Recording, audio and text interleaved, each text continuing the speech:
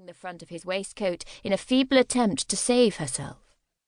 Spurred into action, Grant locked his arms around her and hauled her upward. She was small and compact, but the skirts of her waterlogged gown nearly doubled her weight. Grant held her high against his chest, giving a grunt of discomfort as the icy salt water soaked through his own clothes. "Will you take her to Bow Street, Mr. Morgan?" the waterman chattered, hastening to follow Grant as he took the steps 2 at a time. "I s'pect I should go too, and give my name to Sir Ross. I done someone a favour, didn't I, finding the lady afore she croaked? I wouldn't take no thanks, of course, just to do the right thing is enough, but there might be a reward, mightn't there?" "Find Dr. Jacob Linley," Grant said harshly, interrupting the man's eager speculation. "He's usually at Tom's coffee house this time of night. Tell him to come to my residence at King Street." "I can't," the waterman protested. "I has to work, you know. Why, I could earn 5 shillings yet tonight." "You'll be paid when you bring Linley to King Street." "But what if I can't find him?" "You'll bring him there within a half hour," Grant said curtly, "or I'll have your boat confiscated, and I'll arrange a 3-day stay for you in a prison hulk. Is that motivation enough?" "I always thought you was a fine fellow," the waterman said sourly, "until I met you. You're not at all like they write you in the papers. Hours I've spent in the taverns whilst they read aloud about your doings." He trotted away, disappointment evident in every line of his squatty form. Grant's mouth curved in grim amusement. He was well aware of the way his exploits were described in the papers. Editors and writers had exaggerated his accomplishments until he was made to seem superhuman. People regarded him as a legend, not as a normal man with flaws. He had made the job of Bow Street runner into a highly profitable one, earning a fortune from recovering stolen property for banks.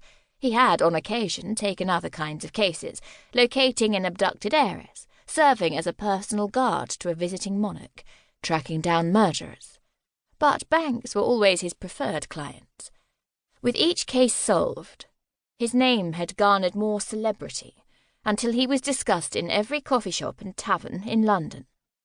To Grant's amusement, the ton had taken him to its bejewelled bosom, clamouring for his presence at their social functions.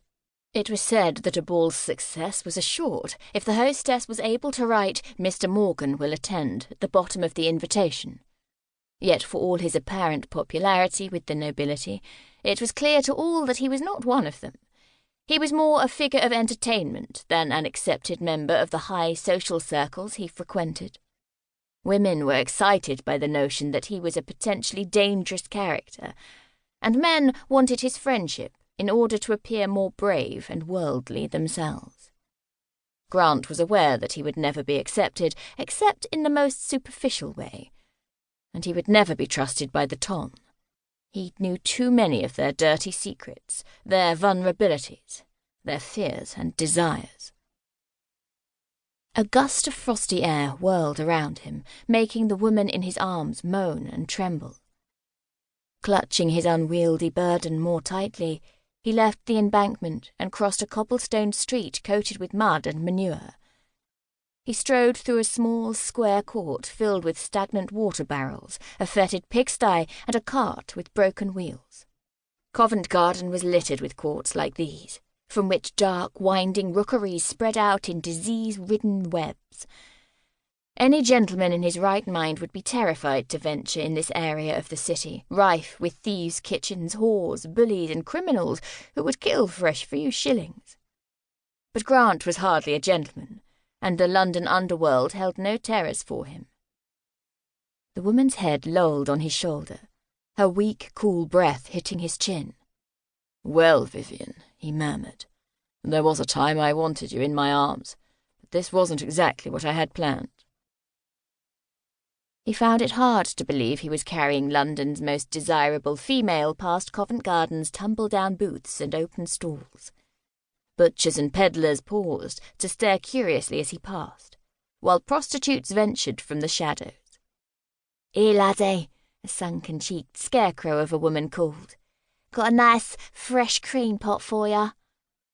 "Some other time," Grant said sarcastically, ignoring the whore's eager cawing.